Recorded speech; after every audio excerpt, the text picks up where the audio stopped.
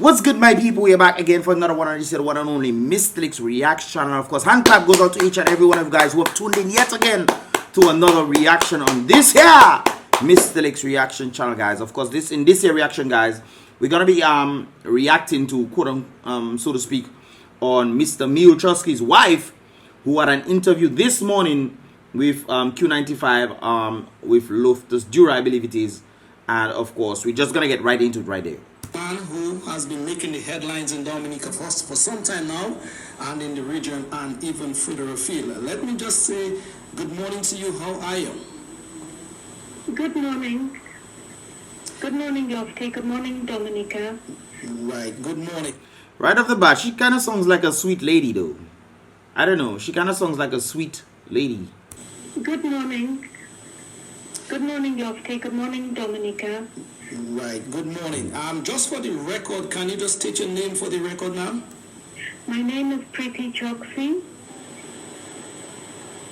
Okay, thank you very much. Just for the sake of the discussion, can I just call you Preeti by your first name? Yes, of course, please. All right, thank you very much, Preeti. How are you coping? How are you feeling? I'm in a lot of distress. I'm very troubled, and I'm quite disillusioned with what is happening. With what is happening, and I want to think what is unfolding at this time with your husband, Mr. Mule Chusky, at this time, right? Yes. I wouldn't blame her at all, no? I wouldn't blame her, especially if the understanding of what we are hearing, especially the putting the facts together, it doesn't make sense, guys. It really doesn't make sense. But anyways, let's continue. Okay, in terms of getting the conversation with you going again, let me thank you for coming to speak with me here this afternoon on Q95, that is this morning. It's always a pleasure speaking to persons getting their side. And thank you for having me. Thank you very much. Miss Preeti, let me ask you straight off the bat, how long did you and your husband were living in Antigua?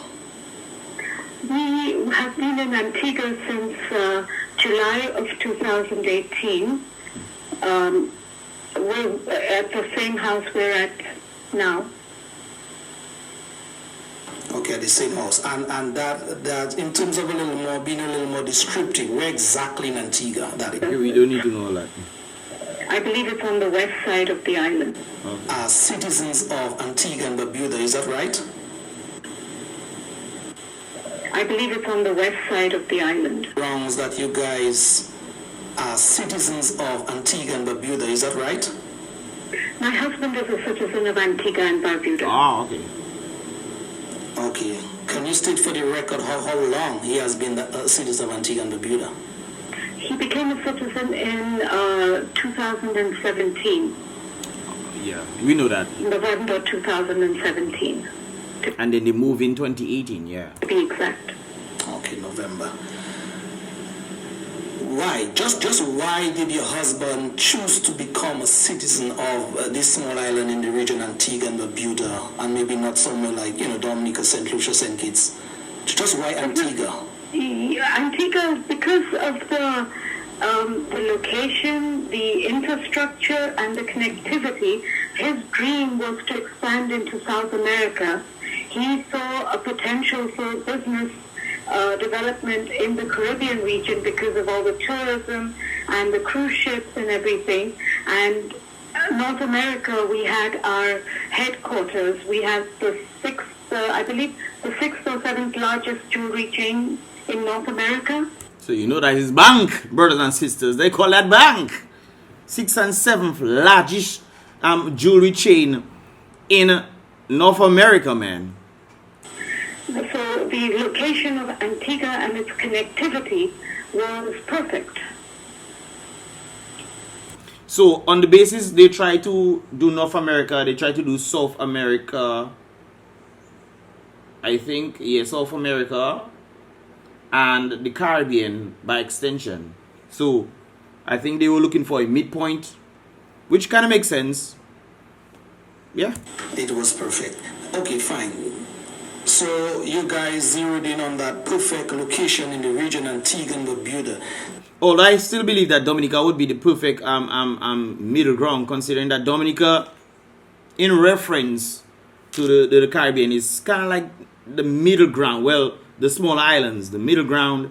I think this is why the banana industry was thriving in Dominica back in the day, before the government come and kill it. Can you just kind of go back a little and give us, as to how things were back then when Mr. Chusky and Yobi and his wife decided to move to Antigua? I'm sorry, I didn't go back to, could you...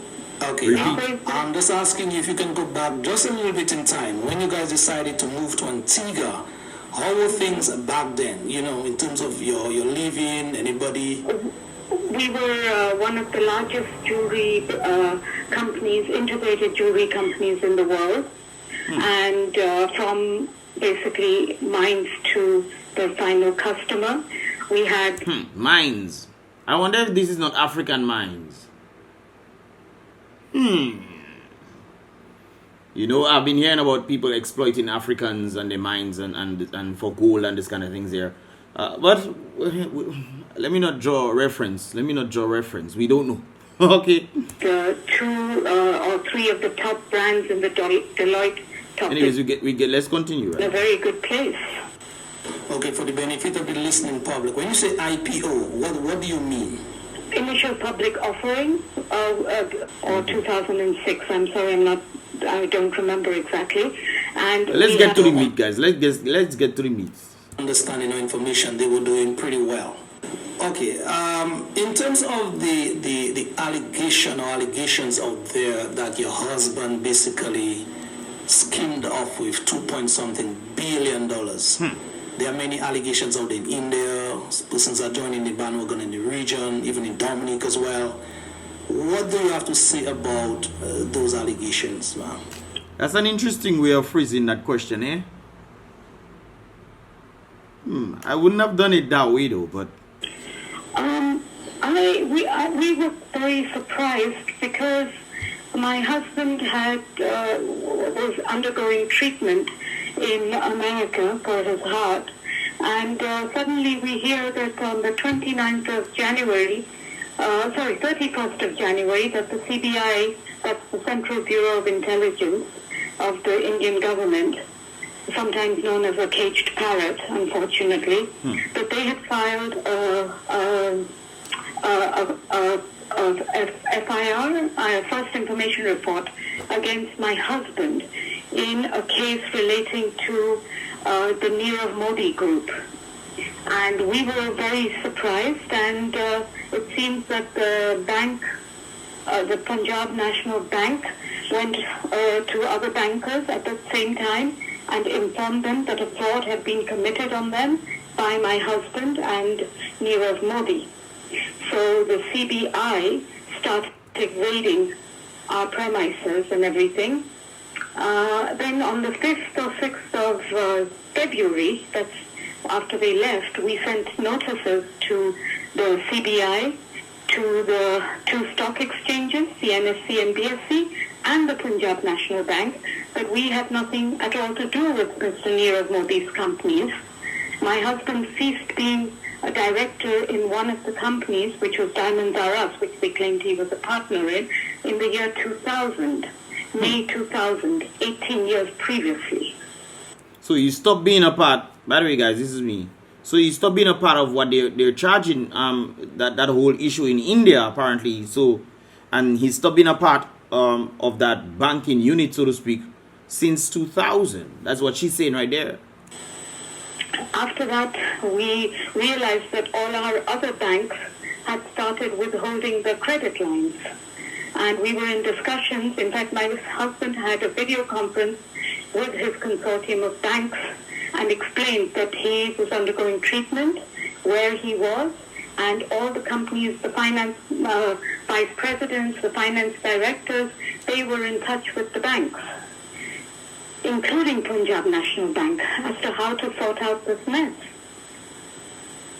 And then suddenly, our first LOU default happened around the 8th or 9th of February because all the finances of the company had been stopped. The company was brought to its knees. And then on the 14th of February, the Enforcement Directorate started conducting raids on the company with media in tow. So therefore destroying the reputation of the company. And they conducted those raids using an ECNR, which is what the format is, on Nirav Modi, even though my husband has nothing to do with Nirav Modi and his companies. Because he sees being a part of them. Well, that is one side of the story. And they conducted raids on Gitanjali, which is our company, at the factories, at the shops and everything, with media in tow. And it was also the best day of the year. Normally, we are known for Valentine's Day in India. We introduced the concept in India, so our highest sales occur on that day. Valentine's Day, you know, getting that diamond, getting that necklace for the ladies. Wow, Valentine's love. There's nothing like love than showing jewelry or giving jewelry to your lady. But ladies don't give no jewelry to their fellas. I don't understand this thing. They what kind of Valentine's Day? Anyways, let's continue. So there's always a lot of publicity around that day. And we were to have our board meeting at 4 o'clock on the 14th of February. Of course, everything got cancelled, but these raids were public. Then on the 15th, the CBI went into the office and seized and sealed the server, the company server, the main server. So no one had access. It's interesting. And basically, the company was the chairman of Punjab National Bank went on TV and claimed that a fraud and named our companies and everything on TV. We were never given a chance because the company was on its knees by now. With the raiding authorities sitting, no one was allowed to answer phones, nothing. But that is very interesting right there, guys. Very, very interesting. So we got a little scoop of what was the whole issue between these individuals and India and why they wanted him. But it still doesn't explain the beatings that he got. And they're saying that the beatings that he most likely got was from the Indians individuals. By the way, an individual actually messaged me from Antigua stating that he saw the individuals on the ship and there was 3 Indian guys. I think he said it was 4 or 2 Antiguan police individuals, and there was 1 Indian lady that was there. That's what the individual told me. I don't know if that is 100% correct, but I can say it here, guys. So I'm saying it here, right there. Anyways, guys, let's continue. You get sort of the background right there. Let me see what else I can put in there. Okay, and then basically from then on to the 2nd of February, Punjab National Bank. Okay, we'll skip that. Let's get back to it. Yes, and then all this, it all happened in 10 days, you could say. Okay, and the entire organization was shut down in 10 days. Wonderful human. Okay. So based on your information here with us this morning, you're saying that all these things unfolded in the year 2018. But you said earlier as well that in 2017, the year before, Mr. Chucks, your husband, became a citizen of Antigua and Barbuda. Yes, to expand his business footprint. Okay, so the allegation of he, kind of getting wind of what was to come and may have fled to Antigua and Barbuda. Fled, you're using interesting words, bro. Word choices is something else when you're doing interviews. Because when you're doing that, then the person have to deny, no, he's not fled, he actually went there for a reason, but then you are insinuating something based off, what you're saying. So word choices is very interesting. Anyways. All right, I'm interested now in the relationship that your husband and by extension yourself had with the quote-unquote government of Antigua and Barbuda in the initial stages of you guys' engagement where he bought his citizenship. What was that really? So I believe that in 2017, the government of Antigua and Barbuda did a thorough vetting of my husband, including getting an Interpol check as well. It was not some haphazard thing that you go and pick up a passport. The External Affairs Ministry of India has confirmed it. The police in India has confirmed it. And so have other various organizations. That was not done by us. It was done by the government or the government-appointed bodies of Antigua and Barbuda. Interesting. So on the basis where they're saying that he also gave monies to Antigua to come fund Gaston Brown's campaign, based off the vetting there, I don't think, I really don't think that he's saying he doesn't know the guy when you know the guy has a lot of money. Anyways, let's continue. And we have never otherwise been in touch at that time or any time with government functionaries. We have not bought our citizenship from a government functionary. It was all kind of like, I wouldn't call Dominica name. Anyways, let's continue. Based on your information, Pretty, did your husband anytime whatsoever met with the leadership or the Prime Minister of Antigua and Barbuda anytime? I would honestly have to say I would not be aware of that. Yeah. So that kind of is interesting when individuals are saying about he gave funds to them. But she doesn't know, so. But I have not met anyone. You have not. There, we well know of an election, and I'm asking. That's what I would have asked after. Asking you these things just to kind of put the pieces together. So, please bear with me. There was an election in Antigua in 2018, I believe. Yep. Were you guys privy to that election? No. No. My husband was undergoing his treatment at that time in February, I believe, or sometime, I don't know.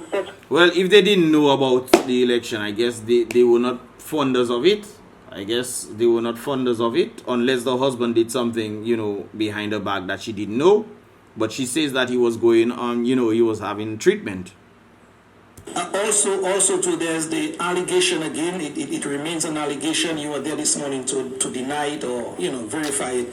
That your husband, though he may not have been there in person, but may have contributed to the election campaigning aspect of the Dominica Labour Party in Antigua. Dominica Labour Party in Antigua. You have to be careful. What are your thoughts on that? No, I am absolutely convinced that we still do not know what parties are here. Okay, so she's, from her perspective, she has no idea what that is about. Anyways. In terms of the asking now from your country, that is India, for the extradition of your husband back to Indian soil in 2018, I believe, how did that start to play out itself? When did you guys first hear of the asking of the extradition? On the 15th, when my husband was undergoing his surgery and the company was being shut down. So before I continue, guys, there's something that she's saying there, that her husband is sick. He's been going on the surgery, he's been doing a number of things, getting treatment and this kind of things there. So he's a sickly man. The ED. Hopefully they don't use that as an excuse for them to try to, take his life. All right. He began in let me leave that alone. Enforcement Directorate began issuing summons to him, knowing very well where he was and what he was going through. They were issuing summonses.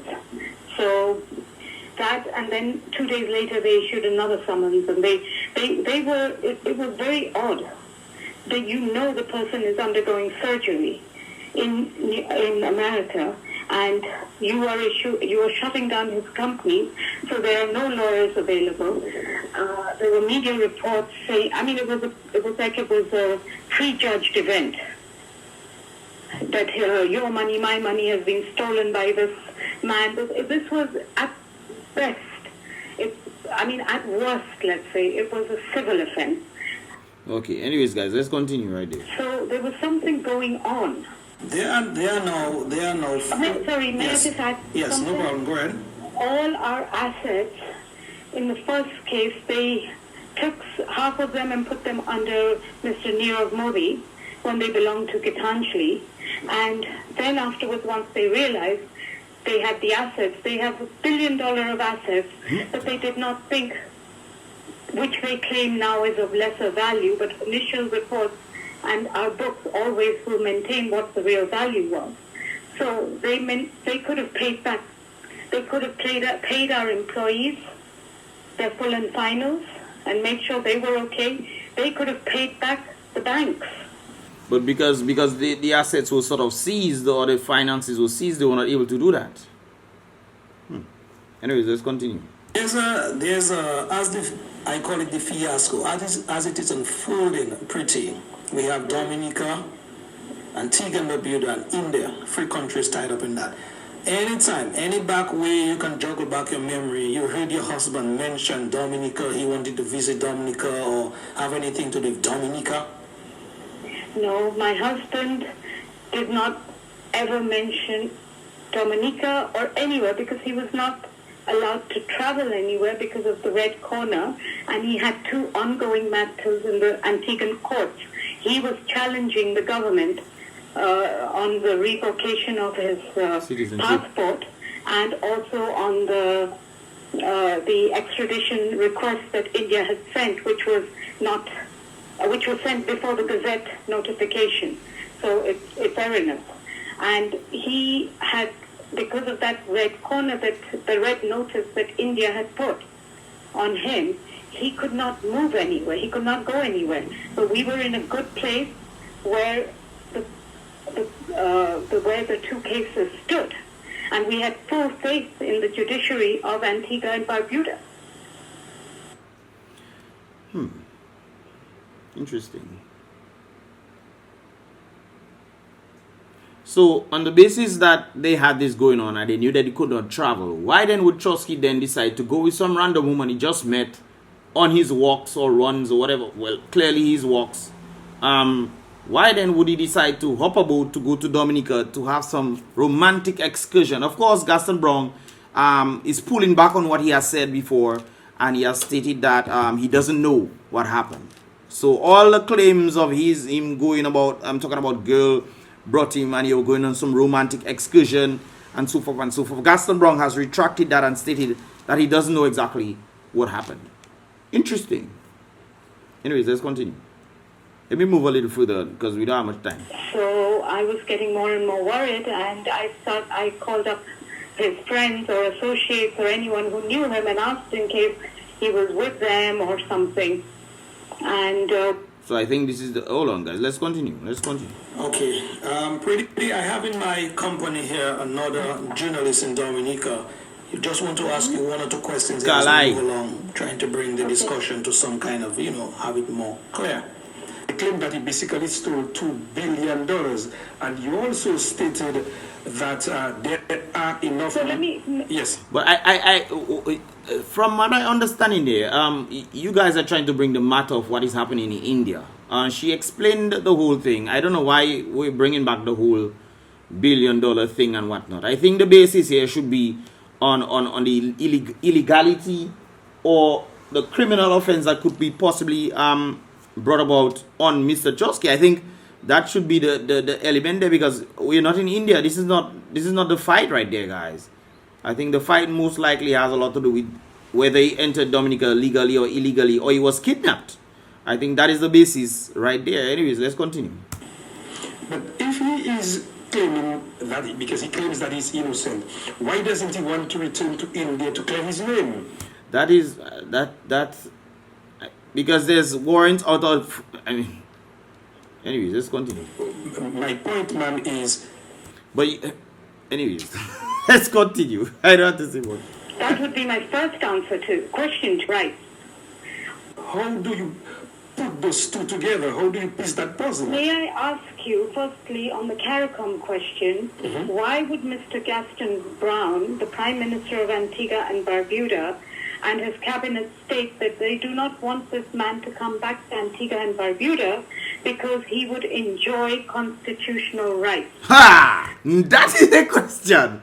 Why would he do these things if he knows he's an Antiguan citizen and doesn't want him to come back to Dominica to enjoy his constitutional right from what Antigua has put on him because he's an Antiguan citizen? Why would he, Gaston Brong, not want that to happen? There must have been some sort of thing there because he's an Antiguan citizen, isn't it? I think that is a good question that she asked. I don't think they can answer this. Anyway, let me see what they say. Constitutional rights as an Indian, is that what you're telling me? When did Antigua and Barbuda become a satellite state of India? Because he's an Antiguan citizen. Woo! Well, she come for all you. She come for all you. I don't think only ask. I don't think that is on the basis of asking the right questions, though. I don't think that is on the basis of them asking the right questions. I think the more focus should be on thing. Yes, I understand that they're trying to get the whole gist as to what happened in India, but the reason why we are in this situation is not based on what happened in India. Whatever happened in India is for them to handle. It's not happening in the CARICOM jurisdiction, so to speak. If you get my drift. Miss Pretty, Anyways, thing went back. let me just ask you. There's also talk about a mystery woman. I call her for purpose of the discussion. What do you have to say about that mystery woman? Mystery woman. There's a woman that is being touted about, read that whole, she lured him somewhere, and what's to that Her effect? name is Barbara Jarabika, which is probably not her real name. I let me leave that there. I know that wasn't her real name. Well, she said that is probably not her real name, so you never really know. But why would they put out her name there? And she never came to Dominic. Anyways, that is definite. I personally always thought that this is not her real name at all. Okay. There are international agencies already looking for her, and You will never find her. I guarantee you will never find this woman. her team, and we are very hopeful she will be found very soon. You are That's not her name. that she will be found. Oh, very, because there are powers that are much stronger than the other people think that are already on our back. He couldn't eat outside. He was fasting, huh? And So he was fasting at that time. That's what she just said that right there. So he was fasting at that time. He couldn't eat, and now they say that he went on excursion. Well, they take that out. But there's a part. Let me go to the ending of this thing where Miss Pretty was talking about Prime Minister Skerrit. Pretty, your final comments. Anybody want to, I just would like to thank you for doing everything that you possibly could and bringing his case into public attention. And I know there are many Dominicans and Antiguans who are very troubled by this incident. And I hope that they will continue in their support and blessings for my husband.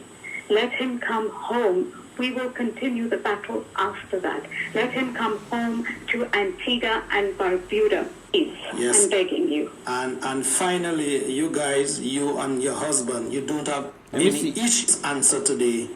Said in the Indian courts, in open court, in 2018, if my memory serves me, or 2019, that he is there for any, his health did not permit him, does not permit. All right.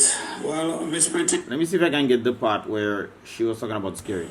yes, indeed. So, The next step will be, we will be in court. I believe we are destined for the magistrate's court today. Indians with my husband, that he will spend a month in a Dominican prison, and then he will be begging to be sent back to India. If That is what I suspect they're trying to do. They're trying to kill time. But if they do the bail tomorrow, then he should be free from the prison. my husband is not an Indian citizen, Okay, so this is it right. second that he is being eaten, what am I going to do now? Hold on. We are going to fight to give a message that, and Miss Pretty, let me ask.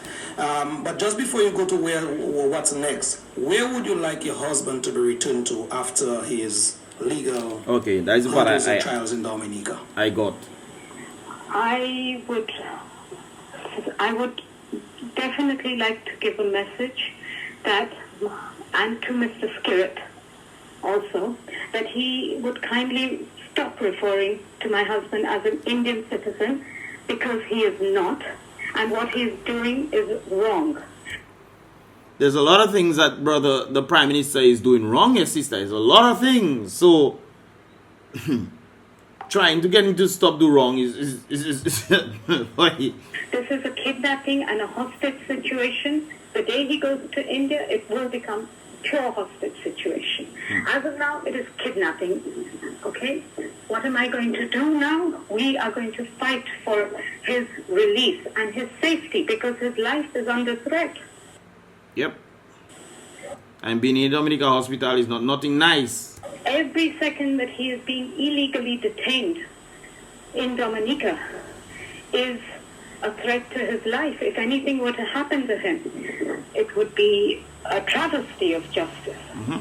Travesty of justice. And guys, this is where I'm thinking I'm going to end this one right there for you guys. I give my view, a little few views. What are your thoughts, guys? Leave your thoughts in the comment box below based off what you heard.